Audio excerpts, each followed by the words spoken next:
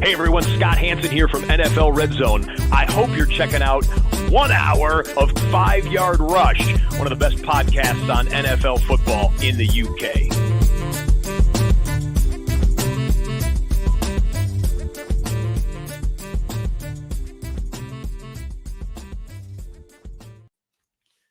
Very good morning to you, Rush Nation. Here we are. It's Friday. It's the end of the week. It's the end of the first week of the Good Morning Football shows. I hope you've enjoyed it, or fantasy football shows. I hope you've enjoyed them. I hope they've provided some valuable insight as you're preparing for Scott Fish Bowl or JTT Cup or Warrior Bowl, as we're going to do today. I decided I was going to do Battle of the Sexes on Monday, so I'm going to do that on Monday's show. So you'll have that ready for your Battle of Sexes drafts Monday morning, so it's fresh in your minds. There's so many drafts going on now. I kind of want to prioritize the ones more for the UK folks, only because we're here in the UK with more UK listeners. So I thought we'd focus on those. So Scottish Bowl, we've done quite a bit. With yesterday's show, I feel like you've got enough sort of late round flyers to really target and go for. In there, so I feel like we've done the strategy of Scottish Bowl quite well to death. We're going to get into the middle rounds now today, this weekend for slow drafts. I might already be there, so I might be lagging behind. I feel like we're in a good spot to really take on those drafts. I would say once you get into sort of round 11 onwards, shoot for upside. No, nothing's a reach in that range. Take your guys. Yeah, just take the guys with high upside. Don't stick your roster with too many sort of safe bets, because that's where you're going to struggle to get the variance to get out of the division. So yeah, we're gonna get into Warrior Bowl today. Before I do that, two things. One, first of all, thanks to Matt, who came on last night's show and talked about JTT Cup. If you haven't had any opportunity to do that, we do a regular flagship show on a Thursday. You can tune in on that. With Matt, we gave some great insights, and he gave some phenomenal insights as to what the charity does, but also how you can really make the most of your tournament and sort of get up and above and beyond out of your conference and into your conference championships for that tournament. So, give that a listen if you're in the JTT Cup, which starts on Sunday. And second, good luck to everybody in the UK drafting in their live UK drafts tonight, and then also to those going to the UK FFC tomorrow. Really gutted I'm not there. Really gutted. But unfortunately, close mates and family do come first. It's a wedding, so it is what it is. But it's going to be a great event. I look forward to seeing all the pictures and getting massive FOMO over the weekend. So good luck to those of you in your Scottish Bowl drafts tonight. I hope all those go well, and anyone else across the world who has a Scottish Bowl draft live draft this weekend or even next weekend, good luck to you on that. Today, we're going to focus more on Warrior Bowl. So if you haven't watched yesterday's show, make sure you listen to that first. A couple of things on that. One is the kick returner points and values, which is really important. And then the second part of that is the that's the first really important thing is get that. That's going to give you a good degree of variance. But the second thing is we did quarterbacks. So the quarterback scoring is very wonky in this league. So it puts a price on the premium players, but then it does sort of even out quite quickly. So I would just say on that, when it comes to looking at those values, don't reach on quarterback. There are going to be better values down the board.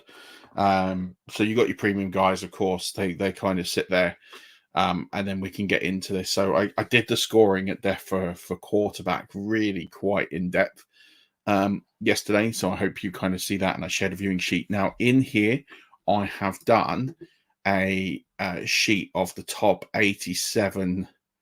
It's not really 87 players. What I've done is basically done a sheet of 33 quarterbacks, because I feel like the quarterback scoring is the one that people are going to struggle with the absolute most. And then I've done the top 16 running backs, the top 24 wide receivers, and the top 12 tight ends. So that's going to be publicly available in the link to you. If you want the rest of the rankings, two ways you can get them from me. One is to sign up for our Patreon. That's www.patreon.com/5-Rush, which I'll put a link in to the show notes as well, so you can join that. Very cheap, £1, £3 a month. You get access to all these sort of custom scoring sheets, and I'll do custom scoring sheets for leagues as well.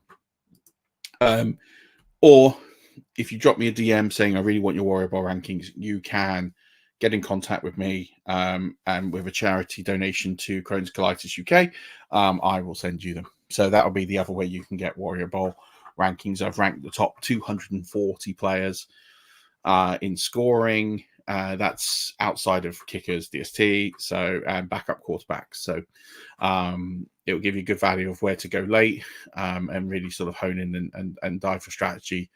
Dial it right in, because the sleeper scoring is very wonky. As I said on yesterday's show, it doesn't really project everything on there. So I wanted to make that really, really clear. I think it's really important to understand that when you're looking at scoring in apps like Sleeper, they don't project everything. So you got to be really, really careful when you take those scoring points at sort of face value. So, right, I'm going to dive into the sheet now.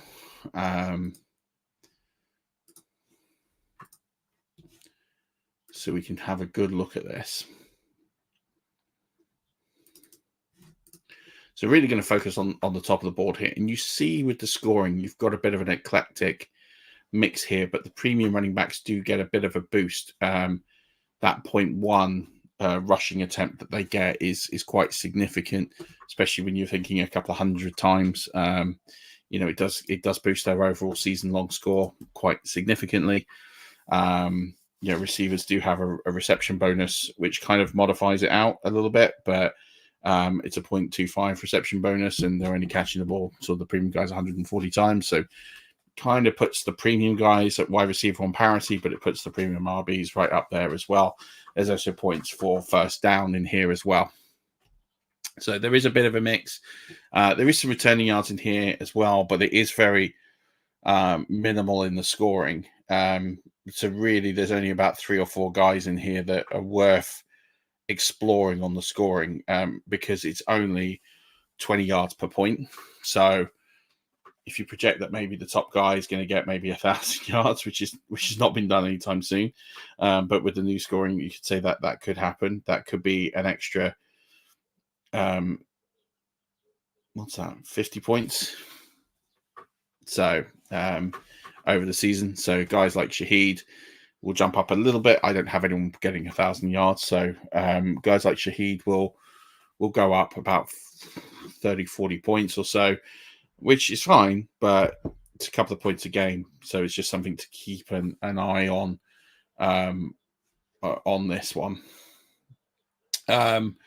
So going at the top board, you can see it's quite eclectic. You can see here I've got a lot of this is done on like passing completion percentages. So again, some of these players do get a bit of a hit. You can see I've got Richardson over Mahomes just purely on the rushing, but it's pretty close.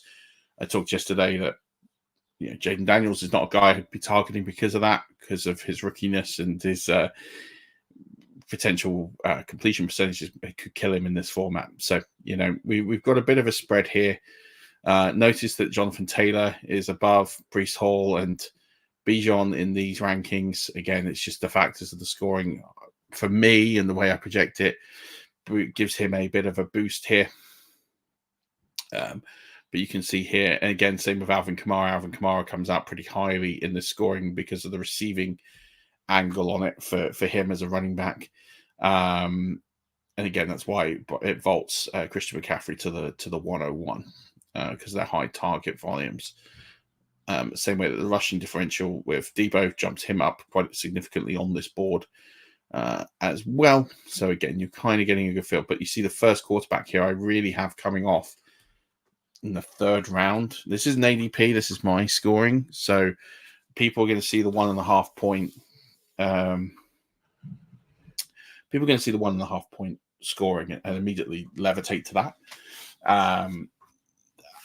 It just doesn't do enough for me.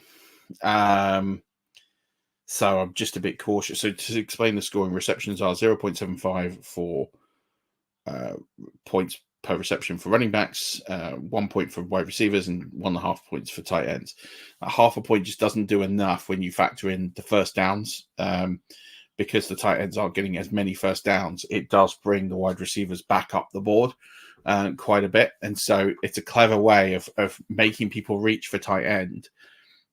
However, it would be that. So for me, Laporte, Kelsey are third round value guys. I'd much rather wait on someone like Ingram, where you're not losing that much at the position. You're losing 15, 17 points. So again, it's something to kind of factor in, and you see these tight ends start to sort of group together a little bit. But look at the realm they're in terms of quality of player here. So it's something to really think about. You see Marvin Harrison, I've got way down on the board here. He's going to go far earlier in drafts. You can say I'm down on Marvin Harrison. That's fine. I think I've put a bit of a case together over the last few weeks with guests as to why I think he's overpriced. And again, he's coming in here as the 61st ranked player. Now, okay, some of that is quarterbacks, and there's quarterback values to be taken in here. I mean, like Daniel Jones is over him, and you're not going to take Daniel Jones over Marvin Harrison Jr. in the draft. There's position scarcity to think of. But again, when you're sitting here facting players like him and Jalen Waddle, are not guys that you need to go out and immediately get. There's these little pockets here in this scoring for running back, wide receiver, and it's about when you're putting your strategy together, trying to come up with an optimal build. So I think, in round one, I'm looking at this thinking, depending on where you're picking in your draft, you need to get either one of the top QBs or one of the top RBs. I think you can fold.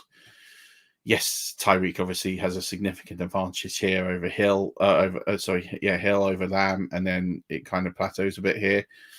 But I think for me, you need to get one of these top RBs and one of these top QBs. And if you can get both of those, you're in a really good position on your build to then focus on wide receiver. And there's a good few here that you can start to pick up on to get you through the next few rounds. And then, pick up your RB2. So for me, probably looking at in the first 4 rounds, and this is an optimum strategy. I don't know if it will come off. It depends on the values on the board, but or first 5 rounds would be 2 QBs, 2 RBs, 1 running back. I think if you can do that in the first 5 rounds of the Warrior Bowl draft, I think you should be in pretty good stead if you get good guys there. I'm not saying you reach that. You have to follow the positions on the board, and you have to see what people are doing. But I think for me, I'd fade tight end in the opening 5 rounds. I think you can. I don't think the scoring is going to punish you for that. I think for me, a 2 quarterback build, if the second quarterback is of supreme value, and if not, that's maybe where you swap in the tight end. So maybe it might be 1 QB, 2 running backs, 1 wide receiver, 1 tight end. I would say as well, for those of you living in America, that UK players will take QBs earlier than American players. That tends to be the typical trend I found in drafts, and therefore Superflex won't be slept on. So that would be something I would be wary of, as I said on yesterday's show. But QB doesn't really fall off a cliff here. So, after sort of Jared Goff here, Watson's just a couple of points. Well, he's 10 points behind. It doesn't really ever drop off. So you're not seeing a lot of punishment for waiting on QB. At any point, Jones, Mayfield, all these as a QB2 are going to be just fine. You can see a few points here and there, but across the season, you're really only contributing to the 1 to 2 points per game. If you can get the value elsewhere, then fading second QB could be a good option. At the same point that if you get 2 elite quarterbacks, I think you're going to be in really good stead in this format. So again, I think that's just looking at the scoring, digesting all of this. From my top 240 is there is a wide position variance. There's going to be many ways to really tackle this format. It's really, really clever scoring by Greg and Foley for sure. So I think if you're thinking about your strategy, I've given why I think it's the optimum. But again, I could see the optimum being 2 wide receivers, 1 running back, 2 quarterbacks. I can see the optimum fading the second quarterback completely. There's many, many different ways to tackle this draft. I think the key thing is this to zero in on the values. It is head to head, so stacking does hurt a little bit. So it's not all done on PF, and therefore, those bye weeks that could cost you a week, and you need to put that into consideration as well. So your head-to-head record is just as important as your PF. So it's not entirely, you can get in as a top point scorer, and that could be the route you want to go down. But record is probably the best way of getting in. So that's something to be focused on when you're thinking about stacking versus not stacking. I talked about that a bit this week, more with best ball to manage league. You've got waivers to think about as well in this one as well. So there's a lot of different factors going into this draft that you need to take into consideration. Make sure you read all the rules. Some people don't and then get really shocked when they find out it's a managed league. I think every year I've always had someone who doesn't set lineups. So just be a bit wary of that. But I think, again, looking at this, there's clear pockets where players are going in ranges in terms of positions. And I think you're going to see runs. I think you're going to see QB run. I think you're going to see a wide receiver run. I think you're going to see an RB run at some point in the first 6 rounds. And I think what you want to do is try and pivot away from the run to pick up the value, but you want to make sure that you're not supplementing or you're not losing positional value. So if you can get this point where you can get get your players before those runs and identify where those runs could happen, and the sheet will hopefully help you a little bit, then you'll be able to do that. We don't have any ADP, so there's no ADP. We don't have any idea what we're doing. So we are really going to have to react to what's going on the board.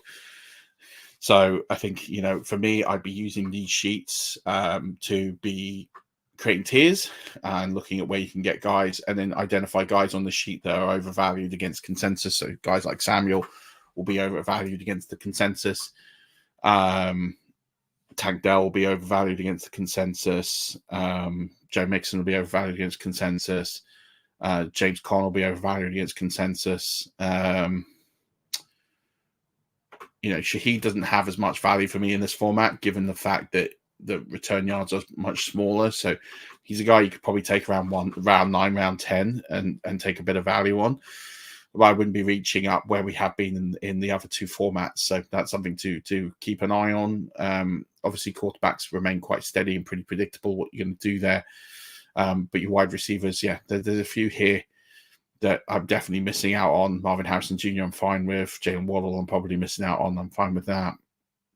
I think Chris Godwin's a player here that is valued above consensus, as is Cooper Kupp. Dalton Kincaid much lower than consensus. So I think we've got a few different options here to find our way through to get the players. Drake London's well under consensus here. We've got a few different options here to go through, and I think you're going to enjoy this particular draft. It's a massive challenge. Don't forget some of the tips I gave yesterday. Interact with your draft. Try and get some free information. Really, really important that you do that. Again, idea who people like as a team, who people what they tend to go for in terms of draft picks, who their favorite players are. If you can get that kind of information, what region of the country they're from, if they're in the US. Also, good steer. If you get their college, it gives you an idea in terms of what kind of college players they're into as well. So, just to recap, position is quite fluid in this draft. You've got a lot of different options to go through. Tight ends shouldn't be overvalued because of the 1.5 point premium. So, make sure you take that into your consideration when building your draft and your roster construction. And then, just make sure you find your pockets of value. There's going to be a run of QBs, a run of RBs, and a run of wide receivers in the first 6 rounds. Make sure you don't get stuck in the run and having to reach for value because you've ended up sort of a bit short-handed in the position. So don't get yourself shoehorned into a place where you are reaching and sort of chasing the position. Make sure you stay ahead of the position curves. If you see one going, try and think of a way that you can pivot. And if there's a really good show that we did, myself and Mags from Dynasty Hot Seat and Dynasty and Fantasy Wildcard. So if you haven't seen that, it's on a couple of weeks ago, so check through the channel. We talked about vertical board and horizontal board when creating tiers. So use these sheets to create tiers. And remember I said Patreon or donation to Crohn's Colitis UK, and you can DM me at 5-Year Rush for that. And we'll cover those off for you. So, and I'll get these sheets to you. But if not, I have made a publicly available sheet for the top sort of 80 or so players. I did the quarterbacks. I feel like the quarterback scoring is really important, and therefore wanted to give something to people who have watched the show. All about giving here at 5-Year Rush. But I'll be back on Monday with the morning show. We'll do Battle of the Sexes and any other news that's happened over the weekend. Good luck to everyone this week. Really enjoy your drafts. Get to know the people you're drafting with. Make friends and have fun. But don't forget, Rush Nation, as always, have a good weekend and keep rushing.